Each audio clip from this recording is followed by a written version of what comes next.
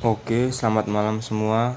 Di sini kami dari kelompok 2 akan memaparkan tentang ketergantungan pemilihan menteri negara terhadap petinggi partai politik. Next. Di sini dari kelompok 2 akan memperkenalkan diri terlebih dahulu. Mungkin bisa dari Mas Reza.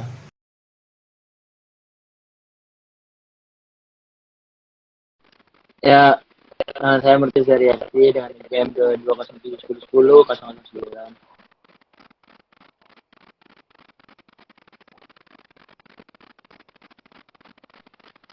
Ya, nama saya Natakalana Gavin, NPM 22071011. Nama saya Riki Sumardewa Jayat, NPM 2207101013. Nama saya Maulana, NPM 22071010 125. Saya sendiri Alexandro Gilbert Jonathan Fono dengan NPM 22071010134134. Saya Jangan Berisi dengan NPM 2207 10 10 155. Saya Muhammad Kevin Ibrahim, NPM 2207 10 Saya Akbar Fatar Jelas Putra, NPM 2207 10 10 162.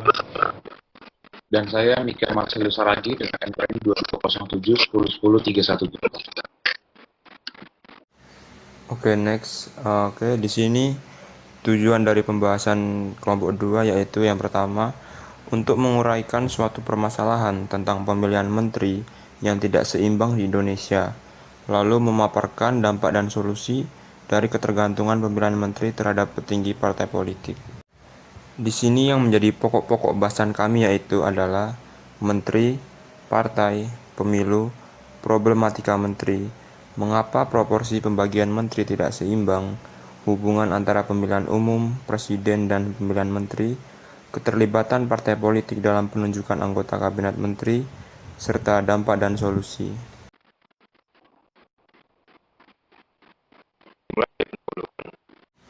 Hukum tata negara pada dasarnya mengatur organisasi kekuasaan suatu negara beserta segala aspek yang berkaitan dengan organisasi negara tersebut. Sehubungan dengan itu, dalam lingkungan hukum ketatanegaraan dikenal berbagai istilah di belahan dunia ini. Di Belanda umumnya memakai istilah Strafrecht yang dibagi menjadi Strafrecht in Ruimrechtszin dalam arti sempit yaitu hanya membicarakan hukum negara, dan Strafrecht in Engerechtszin dalam arti luas yaitu kajian yang membedakan hukum tata negara dari hukum administrasi negara. Hukum tata usaha negara atau hukum tata pemerintah di Inggris pada umumnya memakai istilah constitutional law. Penggunaan istilah tersebut didasarkan atas alasan bahwa dalam hukum tata negara unsur konstitusi yang lebih menonjol. Di Prancis, orang yang mempergunakan istilah droit constitutionnel yang ditandingkan dengan droit administratif, di mana titik beratnya adalah untuk membedakan antara hukum tata negara dengan hukum administrasi negara. Sedangkan di Jerman mempergunakan istilah Verfassungsrecht yang berarti hukum tata negara dan Verfassungsrecht yang berarti hukum administrasi negara. Dalam kajian ilmu hukum tata negara dipahami bahwa hukum tata negara memiliki hubungan yang sangat erat dengan administrasi negara. Hukum tata negara memberikan tugas dan wewenang jabatan pada badan pemerintahan yaitu administrasi, sedangkan hukum administrasi mengatur tugas dan wewenang secara organisatoris yang diperoleh dari hukum tata negara.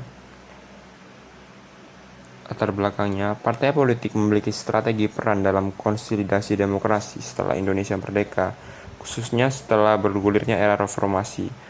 Kehadiran partai politik memiliki fungsi urgensi untuk diperhatikan dan diberi ruang. Salah satu fungsinya adalah pada politik rekrutmen dalam pengisian jabatan politik pada kekuasaan eksekutif dan legislatif di Indonesia.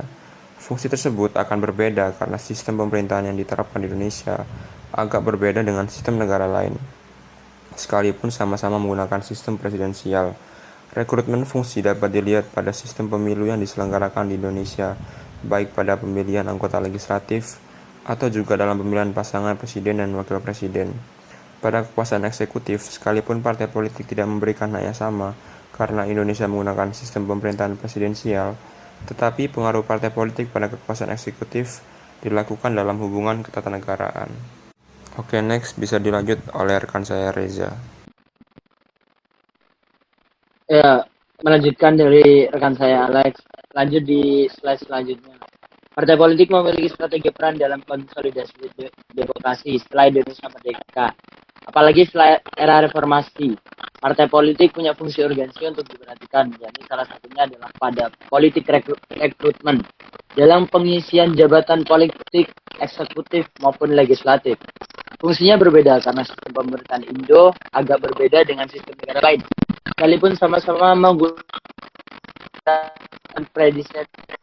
presidensial rekrutmen, dapat dilihat pada sistem pemilunya tidak memberikan hak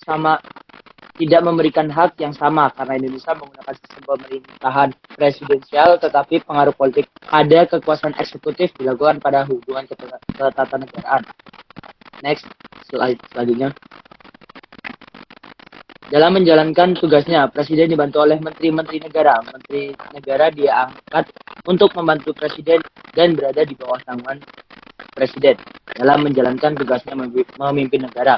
Dalam hal ini tercantum pada pasal 17 ayat 1 dan 2 Undang-Undang Dasar 1945. Lebih lanjut tentang Kementerian Negara diatur dalam UU dan dalam nomor 39 tahun 2008. Next. Dalam kabinetnya, Indonesia Maju terdiri dari 34 menteri. Dari jumlah tersebut, 18 kursi diisi oleh sosok dari kalangan profesional non-parpol, sedangkan 16 menteri diisi oleh sosok latar belakang parpol. Jokowi sendiri menyebut porsi menteri dari kalangan profesional sebanyak 50% dan parpol sebanyak 45%.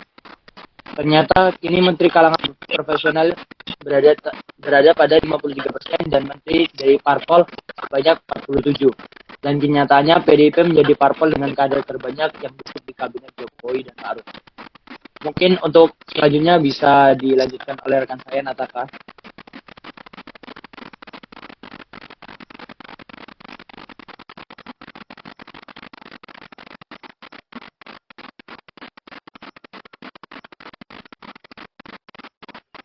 Oke, terima kasih atas waktunya. Slide selanjutnya. Sementara itu, Golkar menjadi partai politik kedua terbanyak menempatkan kadernya di kabinet. Tercatat ada 5 kader menjadi menteri dan 1 menjadi wakil menteri. Total ada 5 kader yang berdiri di kabinet. Bisa dilihat untuk nama-nama kabinet yang menjadi menteri dan wakil menterinya. Sementara itu, juga di Nasdem mendapatkan pos menteri di kabinet Jokowi Ma'ruf. Partai Basuki Surya ini tapi tidak mendapat jatah wakil menteri. Slide selanjutnya. Sama dengan Nasdem, PKB mendapatkan jatah 3 pos menteri di kabinet Jokowi Ma'ruf. Tak ada kursi wakil menteri untuk PKB. Bisa juga dilihat anggotanya. Di bawahnya, selanjutnya ada PPP yang mendapat 2 pos di kabinet. 1 untuk posisi menteri dan 1 lagi untuk posisi wakil menteri. Selanjutnya. Sementara itu, setelah sebelumnya menjadi oposisi dan lawan Jokowi di Pilpres, Gerindra akhirnya memutuskan bergabung dengan kabinet Jokowi Ma'ruf. Gerindra pun mendapat jatah 3 pos menteri di kabinet. 1. Prabowo Subianto dengan sebagai Menteri Pertahanan. 2. Edi Prabowo sebagai Menteri Kelautan Perikanan. 3. Sandiaga Salahuddin Uno sebagai Menteri Pariwisata dan Ekonomi Kreatif. Mungkin selanjutnya bisa dilanjutkan oleh rekan saya.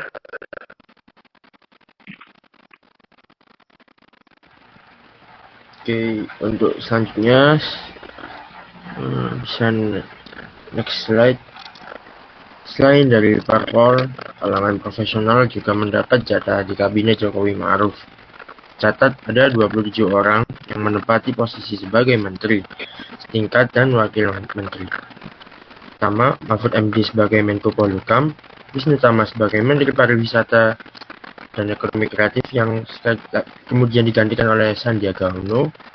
Lalu ada Tito Karnavian sebagai Mendagri, Ada Erick Thohir sebagai Menteri BUMN, ada Nadiem Makarim sebagai Menteri Pendidikan dan Kebudayaan, ada Arif Tasrif sebagai Menteri ESDM, Bahlil Lahadalia sebagai Menteri Investasi, ST Burhanuddin sebagai Jaksa Agung, Terawan Agus Putranto sebagai Menteri Kesehatan lalu digantikan oleh Budi Gunadi Sadikin, lalu Pratikno sebagai Sekretaris Negara, Budi Karya Sumadi sebagai Menteri Perhubungan, Sri Mulyani sebagai Menteri Keuangan, Basuki Hadimulyo sebagai Menteri PUPR, dan Muldoko sebagai Kepala Staf Kepresidenan. Lalu Sofyan Jalil Menteri Agraria dan Tata Ruang lalu digantikan oleh Hadi Cahyanto, Bambang Brojonegoro sebagai Menteri Riset Teknologi dan Kepala Badan Riset Inovasi Nasional, Teten Mas Duki sebagai Menteri Koperasi dan UMKM, Muhadjir Effendi sebagai Menko Pembangunan Manusia dan Kebudayaan, Retno Marsudi sebagai Menteri Luar Negeri, Mahendra Siregar sebagai Wakil Menteri Luar Negeri, Wahyu Sakti Trenggono sebagai Wakil Menteri Pertahanan digantikan oleh M. Herindra, lalu Suhaji Negara sebagai Wakil Menteri Keuangan, Aludoan sebagai Wakil Menteri Lingkungan Hidup dan Kehutanan, Budi Ari Setiadi sebagai Wakil Menteri Desa dan PDTT, Kartika Wijatmoko sebagai Wakil Menteri BUMN, Budi Gunadi Sadikin sebagai Wakil Menteri BUMN, digantikan oleh Pahala Mansuri.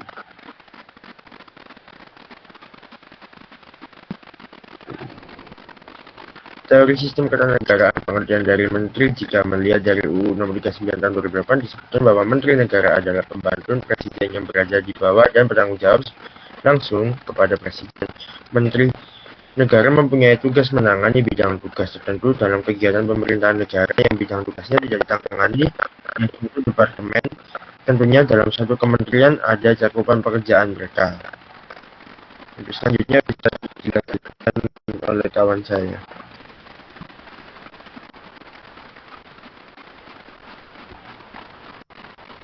Selanjutnya Kementerian Pertahanan. Kementerian Pertahanan selanjutnya pelaksana pemerintah dipimpin oleh Menteri Pertahanan yang selanjutnya disebut Menhan atau Menteri Pertahanan, yang berkedudukan berada di bawah dan bertanggung jawab pada Presiden. Kementerian Pertahanan mempunyai tugas menyelenggarakan urusan di bidang pertahanan dalam pemerintahan untuk membantu Presiden dalam menyelenggarakan pemerintahan negara. Dalam melaksanakan tugas sebagaimana dimaksud dalam pasal 3, Kemhan menyelenggarakan fungsi 1. Perumusan, penetapan, dan pelaksanaan kebijakan di bidang pertahanan. 2. Pengelolaan barang milik atau kekayaan negara menjadi tanggung jawab pertahanan. 3. Pengawasan atas pelaksanaan tugas di lingkungan Kementerian Pertahanan dan pelaksanaan kegiatan teknis dari pusat sampai ke daerah. Selanjutnya, Kementerian Perindustrian. Kementerian Perindustrian mempunyai tugas menyelenggarakan urusan di bidang perindustrian dalam pemerintahan untuk membantu Presiden dalam menyelenggarakan pemerintahan negara. Dalam pelaksanaan tugasnya, Kementerian Perindustrian menyelenggarakan fungsi perumusan, penetapan, dan pelaksanaan kebijakan di bidang perindustrian, pelaksanaan bimbingan teknis dan supervisi atas pelaksanaan kebijakan di bidang perindustrian, pelaksanaan penelitian dan pengembangan di bidang perindustrian. 2. Pelaksanaan dukungan yang bersifat substantif kepada seluruh unsur organisasi di lingkungan Kementerian Perindustrian. 3. Pembinaan dan pemberian dukungan administrasi di lingkungan Kementerian Perindustrian. 4. Pengelolaan barang milik atau kekayaan negara yang menjadi tanggung jawab Kementerian Perindustrian. Kementerian Pendidikan dan Kebudayaan, Riset dan Teknologi. Berdasarkan Peraturan Presiden Republik Indonesia Nomor 14 Tahun 2015 tentang Kementerian Pendidikan dan Kebudayaan, tugas dan fungsi Kementerian Pendidikan dan Kebudayaan adalah sebagai berikut. Tugas: menyelenggarakan urusan pemerintahan di bidang pendidikan anak usia dini, pendidikan dasar, pendidikan menengah, dan pendidikan masyarakat, serta pengelolaan kebudayaan untuk membantu Presiden dalam menyelenggarakan pemerintahan negara. Fungsi: 1. Perumusan dan penetapan kebijakan di bidang pendidikan anak usia dini, pendidikan dasar, pendidikan menengah, dan pendidikan masyarakat serta pengelolaan kebudayaan. 2. Pelaksanaan fasilitas penyelenggaraan pendidikan dasar, pendidikan menengah, pendidikan masyarakat serta pengelolaan kebudayaan. Yang terakhir, pelaksanaan kebijakan di bidang peningkatan mutu dan kesejahteraan guru dan pendidik lainnya, serta tenaga pendidikan. Koordinasi pelaksana tugas, pembinaan dan pemberian dukungan administrasi kepada seluruh unsur organisasi di lingkungan Kementerian Pendidikan dan Kebudayaan. 5.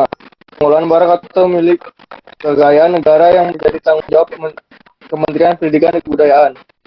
Pengawasan atas pelaksanaan tugas di lingkungan Kementerian Pendidikan dan Kebudayaan, pelaksanaan bimbingan teknis dan pelaksanaan urusan Kementerian Pendidikan dan Kebudayaan di daerah, pelaksanaan pengembangan, pembinaan, dan lingkungan bahasa dan sastra, pelaksanaan penelitian dan pengembangan di bidang pendidikan anak usia dini, pendidikan dasar, pendidikan menengah dan pendidikan masyarakat serta kebudayaan, dan pelaksanaan dukungan substantif pada seluruh unsur organisasi di lingkungan Kementerian Pendidikan dan Kebudayaan. Selanjutnya dilanjut oleh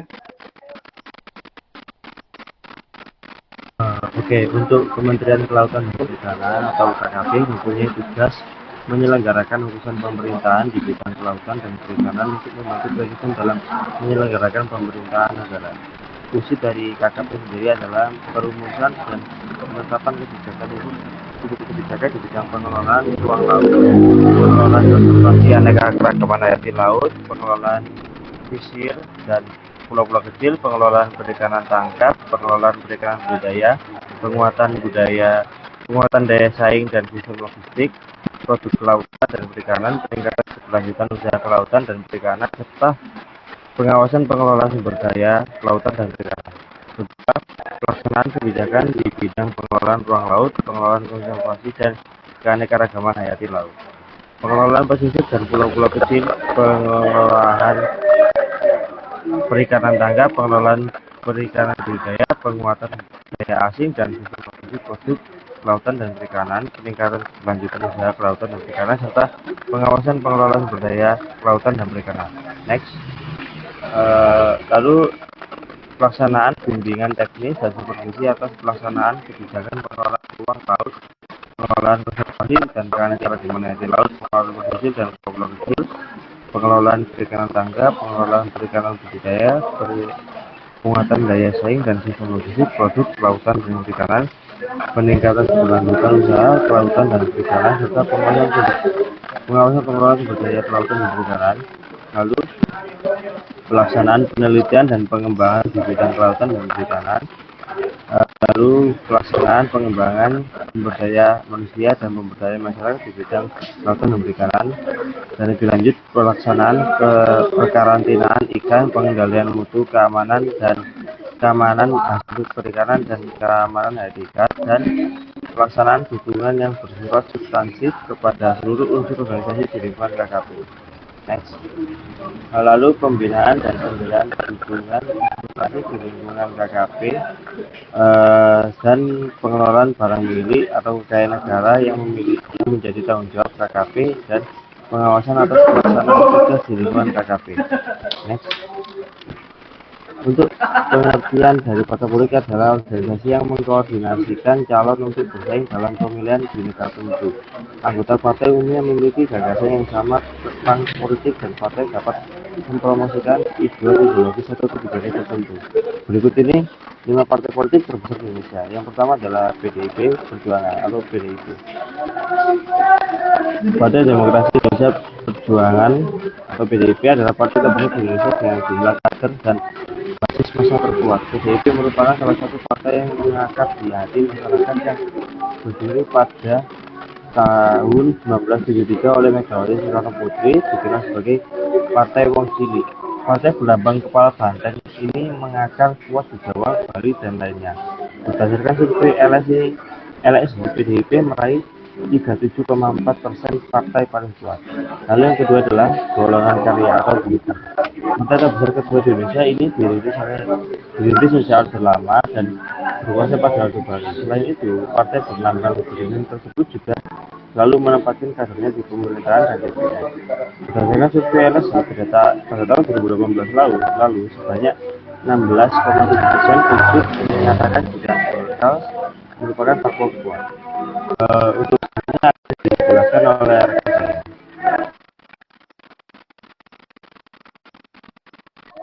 Terima kasih atas satunya melanjutkan dari pembahasan oleh rekan saya.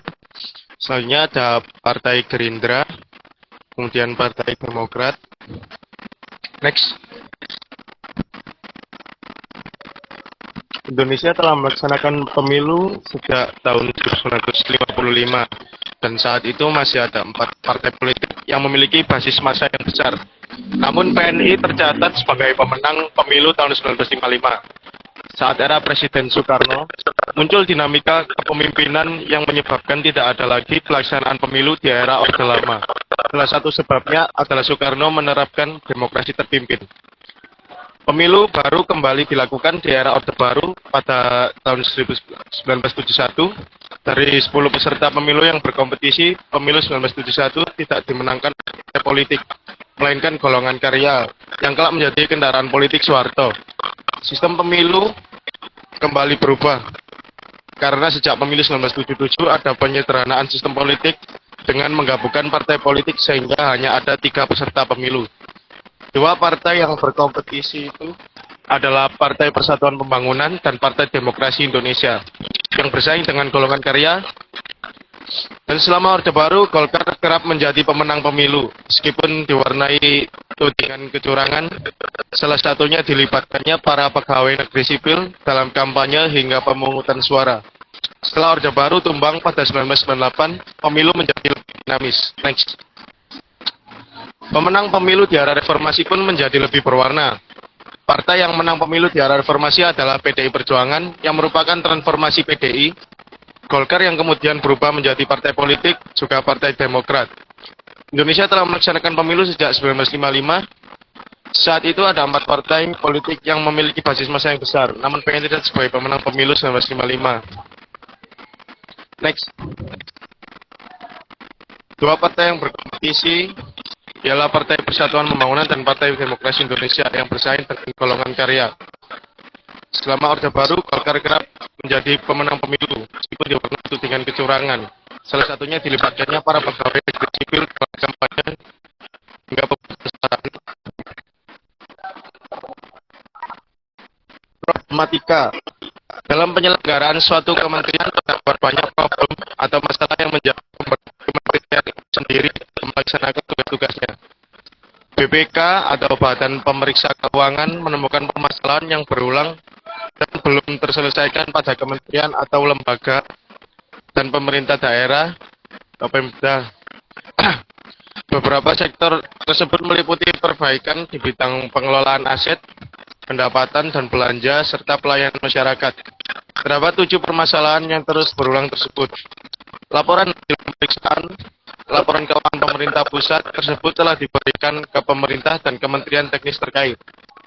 7 persoalan yang permasalahannya selalu berulang tersebut ialah 1. Sertifikat tanah pemerintah pusat atau daerah yang belum menjadi program nasional yang disertai dengan langkah-langkah implementasi real. 2. Ketentuan yang mengatur kewajiban untuk menginventarisasi tanah atau bangunan yang terindikasi itu. Sanksi tidak melaporkan tanah atau bangunan itu dan upaya proaktif mengidentifikasi tanah atau bangunan itu perlu ditetapkan. Selain itu, penyusunan RKA-KL dan kebijakan perencanaan kebutuhan BMNKL perlu diharmonisasi. 3. Kebijakan teknis penggunaan aset properti ex-BPPN yang tidak lengkap dokumen pengalihan atau kepemilikan untuk penyelenggaraan pemerintahan. Untuk selanjutnya bisa dijelaskan oleh rekan saya. Selanjutnya, saya akan menjelaskan tentang penetapan kebijakan yang mengatur pembayaran cukai dan BPN hasil tembakau yang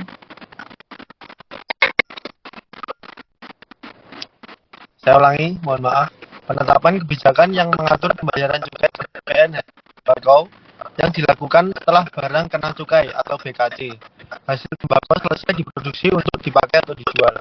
Yang kedua, pengalihan PBB P2 pemerintah daerah perlu mendapatkan bantuan teknis pemerintah pusat sampai dengan kesiapan pemerintahan daerah pengelola PBB P2 terkait penggunaan sistem manajemen informasi objek pajak atau SISMIOP, kapasitas sumber daya manusia dan ketersediaan dokumen pendukung data mutakhir PBB P2. Ketiga, peraturan dan kebijakan pelaksanaan belanja akhir tahun perlu ditinjau kembali agar sesuai dengan ketentuan perundang-undangan serta lebih praktis tanpa membebani anggaran tahun berikutnya dan dapat menjamin penyelesaian sisa pekerjaan. Yang keempat, penyediaan air bersih melalui PDAM perlu menjadi program nasional dengan keterlibatan pemerintah pusat dan pemerintah daerah dalam hal penyelarasan target, penguatan struktur, permodalan, peningkatan kapasitas SDM, dan perbaikan pengelolaan bisnis PDAM sehingga PDAM mampu menyediakan air bersih dalam rangka mewujudkan kesejahteraan rakyat. Next. Dampak ketergantungan pemilihan menteri terhadap petinggi partai politik, yaitu ketergantungan pemilihan menteri negara kabinet terhadap petinggi partai politik memiliki dampak yang signifikan terhadap kinerja pemerintah di Indonesia. Beberapa dampak negatif yang dapat terjadi antara lain keterbatasan kualitas dan kapasitas menteri. Ketika pemilihan menteri didasarkan pada ketergantungan terhadap petinggi partai politik, maka kemampuan kualitas dan kapasitas menteri untuk menjalankan tugasnya tidak lagi menjadi faktor utama. Hal ini dapat mengakibatkan menteri yang dipilih kurang mampu menjalankan tugasnya dengan baik dan berdampak pada kinerja pemerintahan. Yang kedua, ketergantungan pemilihan menteri negara kabinet terhadap petinggi partai politik dapat pada pembentukan kabinet yang kurang berkualitas dan tidak mampu memberikan hasil yang optimal dalam pembangunan nasional. Itu ketergantungan tersebut juga dapat memicu terjadinya praktik korupsi dan nepotisme dalam pembagian posisi menteri. Yang ketiga, korupsi dan nepotisme. Ketergantungan pada petinggi partai politik dalam pemilihan menteri juga dapat memicu praktik korupsi dan nepotisme dalam pembagian posisi menteri. Hal ini tentu akan merugikan pemerintah dan masyarakat secara keseluruhan karena memperlambat pembangunan dan menghambat pembangunan potensi sumber daya manusia. Solusi terhadap ketergantungan presiden pada petinggi partai politik yaitu untuk mengurangi atau menghindari ketergantungan presiden kepada petinggi partai politik dalam pemilihan menteri. Ada beberapa solusi yang dapat dilakukan. Antara lain yang pertama, menetapkan kriteria pemilihan menteri yang jelas dan transparan, seperti kemampuan, integritas, pengalaman, dan visi misi sesuai dengan program pemerintah. Dengan menetapkan kriteria yang jelas dan transparan, diharapkan calon menteri dipilih berdasarkan kemampuannya, bukan afiliasi politik atau partai. Yang kedua, mendorong partai politik untuk memperkuat dan mengembangkan kaderisasi, sehingga partai politik memiliki kader-kader yang berkualitas dan mampu mengisi posisi strategis di dalam kabinet atau pemerintahan. Yang terakhir, menjalin komunikasi yang baik antara presiden dan partai politik, sehingga keputusan pemilihan menteri dapat disepakati bersama dengan mempertimbangkan kriteria yang ditetapkan. Selanjutnya dibacakan oleh rekan saya. Terima kasih. Oke. Terima kasih atas kesempatan yang diberikan. Izinkan saya untuk menutup presentasi ini dengan membacakan kesimpulan bahwa penunjukan menteri oleh presiden masih dipengaruhi oleh para petinggi partai politik, sehingga tidak sedikit menteri yang berasal dari anggota partai politik mulai menyusul presentasi menteri yang ditunjuk berdasarkan kapabilitas dalam kurung dari keterangan profesional. Hal ini menunjukkan mulainya ketidaksesuaian antara menteri yang berasal dari partai politik dan menteri yang memang benar-benar mumpuni di bidang tertentu, dan dari hal tersebut masih dikatakan bahwa presiden masih dapat memilih menteri sesuai dengan keahlian di bidangnya masing-masing tanpa melihat latar belakang partainya. Tapi meskipun banyak menteri yang berasal dari partai politik, tidak semua partai politik mempunyai kesempatan untuk para anggotanya menjadi menteri. Sebab hanya partai-partai yang sudah menjalin koalisi dengan partai yang anggotanya menjadi presiden. Saran, penunjukan menteri sebenarnya tidak ada masalah apabila penunjukan menteri ditunjuk atas rekomendasi dari beberapa partai politik. Tetapi penunjukan tersebut seharusnya disesuaikan dengan kemampuan dan kapasitas seseorang dalam menangani masalah-masalah di dalam kementerian tersebut. Selain itu, Presiden juga sebagai pengendali penuh untuk mengangkat dan melantik atas rekomendasi dari beberapa partai politik dan tidak memihak kepada salah satu partai politik. Dalam artian, antara partai satu dengan partai pendukung lainnya harus seimbang dan sama rata, agar tidak ada rasa kecemburuan antar partai politik lain. Demikian dari kelompok kami, terima kasih.